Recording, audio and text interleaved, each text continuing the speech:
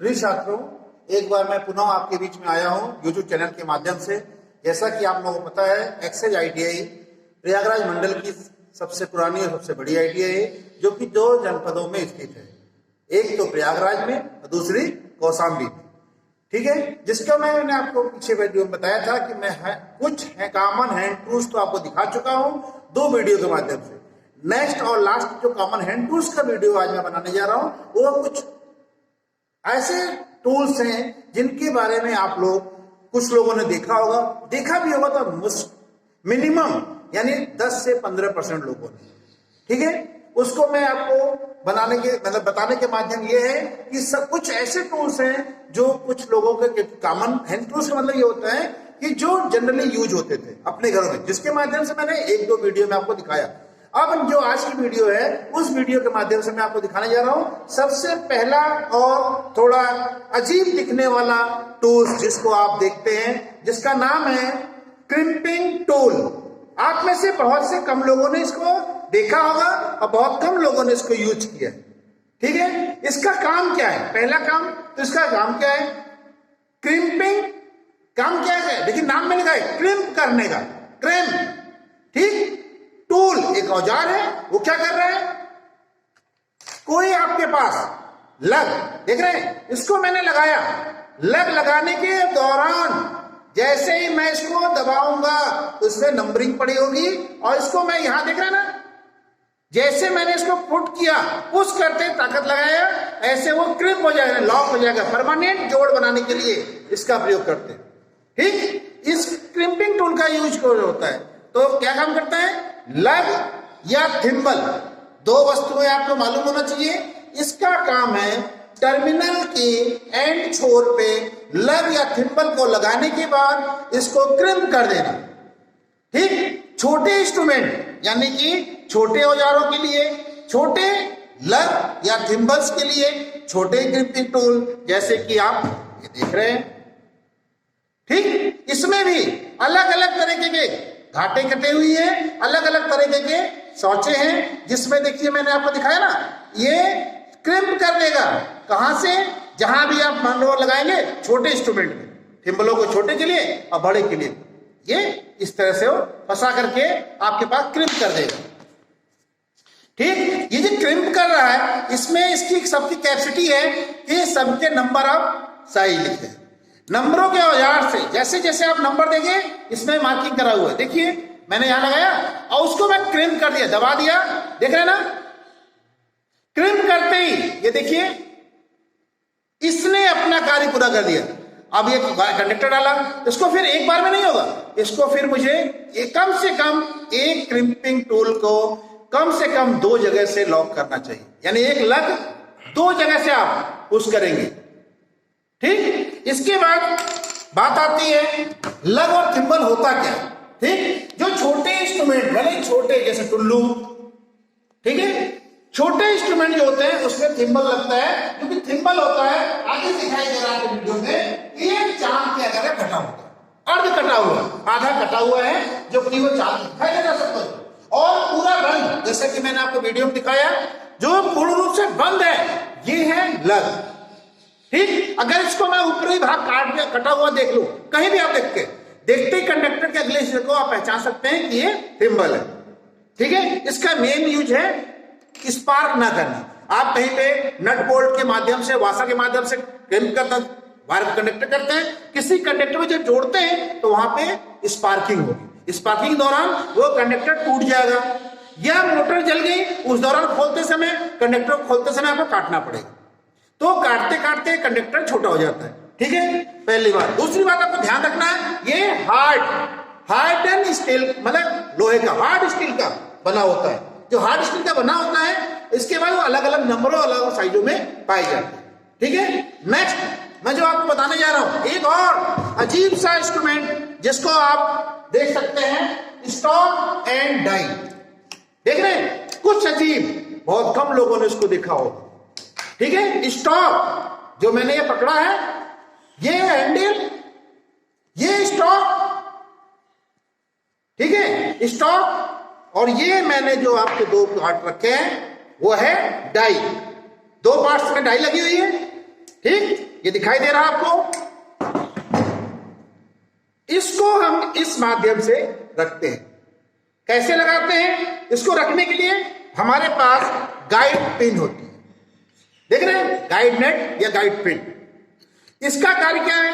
इसका कार्य है कि किसी भी कंड्यूट में, जो आप लोहे के कंड्यूट में जब चूड़ियां काटनी होती है तो उसके सहारे ये गाइड पिन सहारा देता है।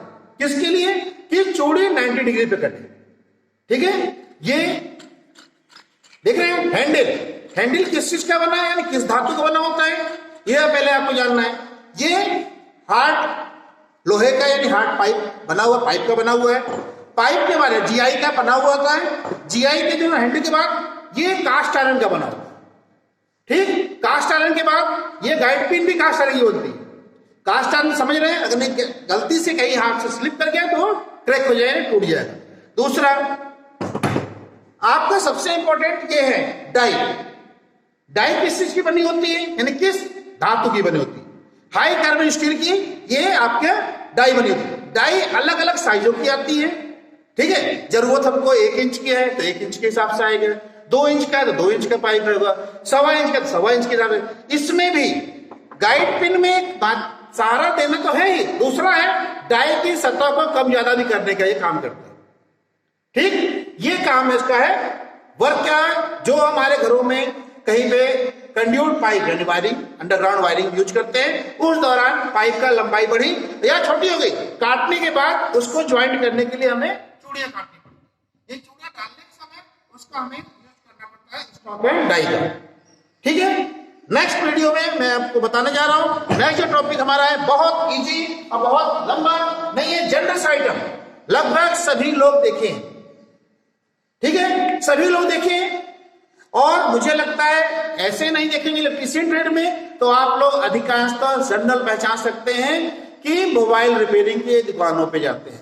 लगभग जितने हमारे स्टूडेंट हैं, प्रिय छात्र जितने लोग हैं, आप लोग कम से कम नहीं यूज करते हो इलेक्ट्रीशियन में, लेकिन मोबाइल जरूर बनवाने गए होंगे, उस दौरान इसको देखा होगा, ठीक। ये है क्या? इलेक्ट्रिक सोल्डरिंग आयरन, ठीक है। मैंने ये पकड़ा है हैंडल को। हैंडल किस चीज का? यानी लकड़ी का भी हो सकता है और बेकालाइट का भी हो सकता है, यानी प्लास्टिक और लकड़ी दोनों का हैंडल हो सकता है। ये लीड है, देख रहे हैं। इस लीड को मैंने क्या किया है, प्लग के अंदर लगाना है। प्लग लगाने के बाद क्या करेगा, इसके अंदर यानी कि यहां ये इसका होल्डर, इस होल्डर में हमने क्या रखा है, नाइक्रोम का वायर है, ठीक। नाइक्रोम में क्या होता है, खासियत क्या है, जैसे विद्युत धारा प्रवाह करते हैं, विद्युत धारा जैसे प्रवाह करेंगे, नाइक्रोम का कंडक्टर यानी नाइक्रोम का जो वायर है वो ऊष्मा पैदा करता है, यानी उसमें से हीट जनरेट होती है। इस हीट जो जनरेट होती है और जनरेट क्या होने के बाद वो बीट पे आती है।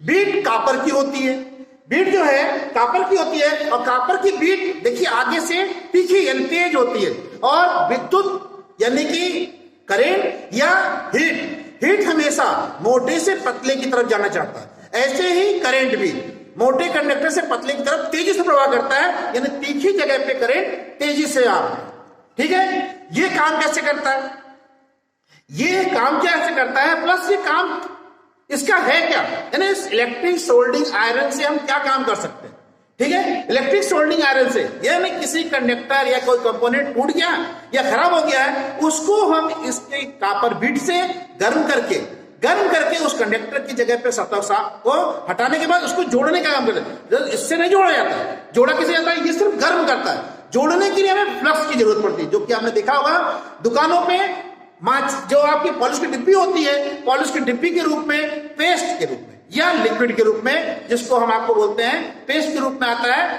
ठीक। ये जो पेस्ट के रूप में आपको मिलता है, वो जो पेस्ट के रूप में आपको मिलता है, तो आप सोल्डरिंग आयरन ही गर्म करता है, और सोल्डरिंग यानी पेस्ट को जब आप करते हैं उस दौरान जो भी आप पेस्ट लगाने के बाद, पेस्ट लगाने की मेन भूमिका क्या है, ठीक, पेस्ट लगाने की मेन भूमिका ये है कि उस जगह पे जहां पे कंडक्टर जोड़ना है तो पहले तो उसको गर्म किया, उसके बाद सोल्डर लगाया।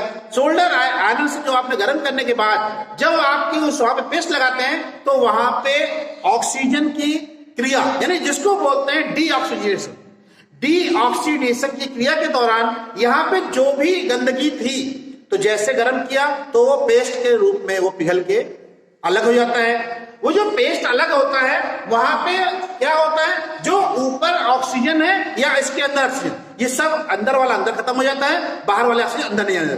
जैसे कि डीऑक्सीडेशन की क्रिया होती है, जब डीऑक्सीडेशन की क्रिया होती है ना, कुल मिलाकर के इसको गंदगी को हटाना, कंडक्टर जो जोड़ना है, यानी दो पार्टों को तीसरी पार्ट से जोड़ने की क्रिया ही सोल्डिंग है, सोल्डिंग का कार्य है।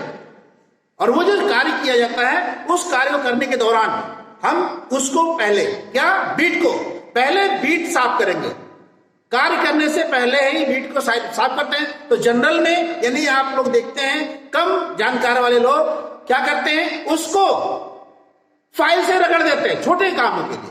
लेकिन जो हैवी ड्यूटी ज्यादा मात्रा में काम करते हैं, उस पे सोल्डर आयरन के ऊपर सोल्डिंग की रॉड को पुनः गर्म हुई रॉड पे चिपका देते हैं। जैसे चिपका सोल्डरिंग पिघल जाती है, पिघलने के दौरान उस पे से फिर ऐसे हटा देते हैं। जैसे हटाते हैं उस क्रिया को बोलते हैं साफ करने के, ट्रिनिंग करना। यानी बीट को पहले ट्रिनिंग करना, यानी सबसे पहले साफ किया जाता है, तब जाके किसी फीलर के माध्यम से जोड़ा जाता है।